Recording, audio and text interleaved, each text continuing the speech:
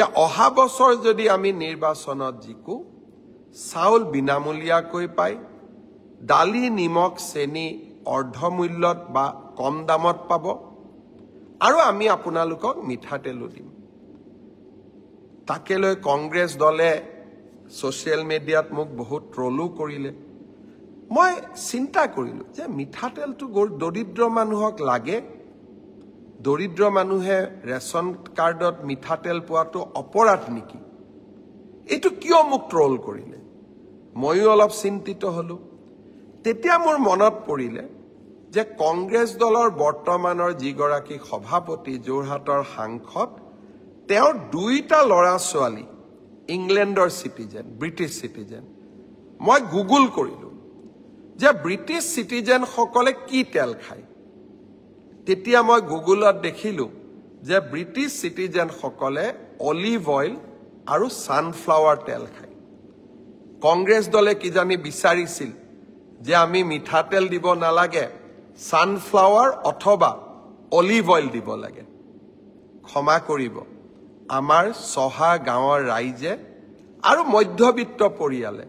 সৰুৰে পৰা আমি মিঠাতেল খায়ে ডাঙৰ হৈছো যেতিয়া আমাৰ জ্বৰ উঠে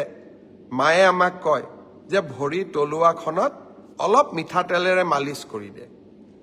ভাল পাবি অৰ্থাৎ মিঠাতেল হল আমাৰ মাতৃ আৰু সন্তানৰ মাজত থকা অভূতপূৰ্ব মৰমৰ আৰু এক উদাহৰণ আপোনালোকে মনত পেলাব ঘৰত জ্বৰ হলে পানী লাগিলে আপোনালোকৰ মায়ে কি কয় মিঠাতেল গৰম কৰি ভৰিত মালিশ কৰি দিয়ে জ্বৰটো কমি আহে আমি মিঠাতেল খায়েই সৰুৰে পৰা ডাঙৰ হৈছো অলিভ অইল আৰু সানফ্লাৱাৰ তেল হয়তো আজি মই কিনি খাব পাৰো কিন্তু অসমৰ কোটি কোটি মানুহে সানফ্লাৱাৰ আৰু অলিভ অইল দেখা নাই আমাৰ হাতত ব্ৰিটিছ পাছপোৰ্টও নাই আমাৰ লৰা ছোৱালীক আমি ভাৰতৰ পৰা বিদেশীও বনাব নোৱাৰো বিদেশীক ভাৰতীয় বনোৱা এটা বেলেগ কথা আইনগত পথেৰে কংগ্ৰেছৰ দৰে নহয়